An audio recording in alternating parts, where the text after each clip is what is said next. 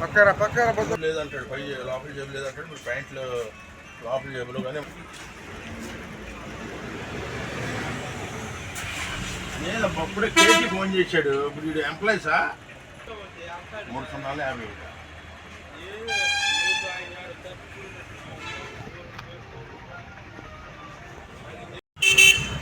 పక్కన లేదంటాడు, పై లోపల జేబు లేదంటాడు. మీరు ప్యాంట్లు లోపల జేబులు కానీ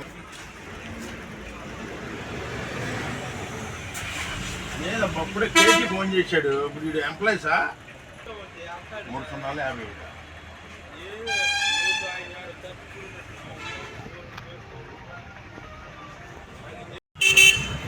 పక్కన లేదంటాడు, పై లోపల జేబు లేదంటాడు. మీరు ప్యాంట్లు లోపల జేబులు కానీ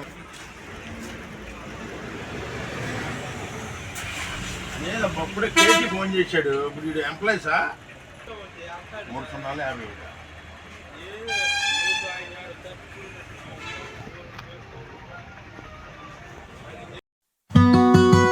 సునీత, క్యారేజ్ రెడీ అయిందా? 2 నిమిషాలండి, తెచ్చేస్తాను. నాన్నని మళ్ళీ ఇలా చూస్తాననుకోలేదు. ఆ రోజు రాత్రి నాన్నకి హార్ట్అటాక్ వచ్చినప్పుడు ఆ టైంలో ఏ హాస్పిటల్కి వెళ్ళాలో ఎంతమందికి కాల్ చేసినా అందరూ చెప్పింది ఎన్ఎల్ హాస్పిటల్. తీసుకువెళ్ళిన వెంటనే సమయం వృధా అవ్వకుండా డాక్టర్ నాగేంద్ర ప్రసాద్ గారు నాన్నకి ట్రీట్మెంట్ మొదలుపెట్టారు.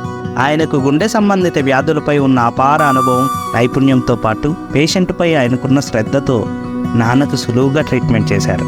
కానీ నా మనసులో ఒక్కటే భయం, ఇంత పెద్ద హాస్పిటల్, కార్పొరేట్ స్థాయి వైద్యం ఎంత ఖర్చు అవుతుందో తెలియదు. కానీ నాన్న సంతోషంగా ఇంటికి తిరిగి వచ్చేటప్పుడు ఆ బిల్లు చూసి ఓ సాధారణ ఉద్యోగినైన నాకు ఒక ధైర్యం వచ్చింది.